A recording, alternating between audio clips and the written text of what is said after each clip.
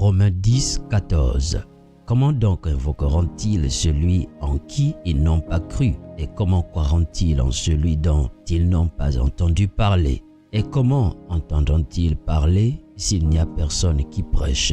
Dans le contexte de la prédication du partage de l'Évangile, voici donc en 2 points quelques erreurs à éviter. Mesdames et messieurs, shalom, vous êtes à l'écoute du programme Encouragement du jour. Tout d'abord, les petits mensonges pour la bonne cause. Il est de ces petits mensonges que notre excès de zèle peut inviter dans notre discours à l'heure d'annoncer la bonne nouvelle. Par exemple, viens à Jésus et tu n'auras plus jamais de problème. La question que l'on se pose est, dans quelle Bible est-ce écrit? C'est même parfois le début des vraies persécutions, voyez-vous, et tribulations. La Bible ne nous le cache pas. Marc 10, 30.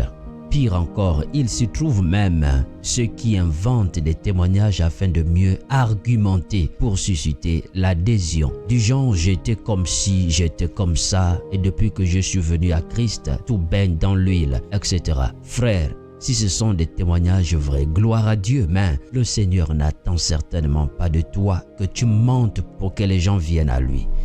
Deuxièmement, vouloir convaincre à tout prix. Quelque chose qu'on oublie souvent, c'est que ce n'est pas à nous de convaincre les gens de venir à Christ. Nous devons juste prêcher le royaume et la justice de Dieu. La Bible dit du Saint-Esprit qu'il est celui qui convainc le monde du péché, de la justice et du jugement. Jean 16, 8. Il en est ainsi, voyez-vous, afin que personne ne puisse attribuer le mérite d'une nouvelle naissance. Et c'est par orgueil que l'homme fait tout pour que cela lui soit imputé. Non, il doit confesser Christ aujourd'hui forcément. Il faut que je le gagne à Christ, etc. Des pensées qui peuvent sembler nobles sur le coup, mais qui te dit que c'est le jour même que l'Éternel a prévu pour son salut? Il y a des gens, voyez-vous, ne l'oubliez jamais, qui ont entendu la bonne nouvelle des dizaines de fois avant qu'un jour, le Saint-Esprit ne leur fasse confesser Christ.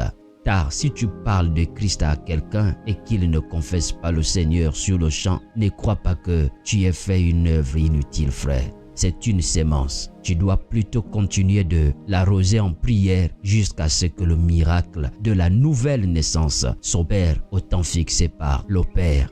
1 Corinthiens 3, verset 6. La Bible dit, j'ai planté, Apollos a arrosé, mais Dieu a fait croître, en sorte que ce n'est pas celui qui plante qui est quelque chose, ni celui qui arrose, mais Dieu qui fait croître. Que le Seigneur vous bénisse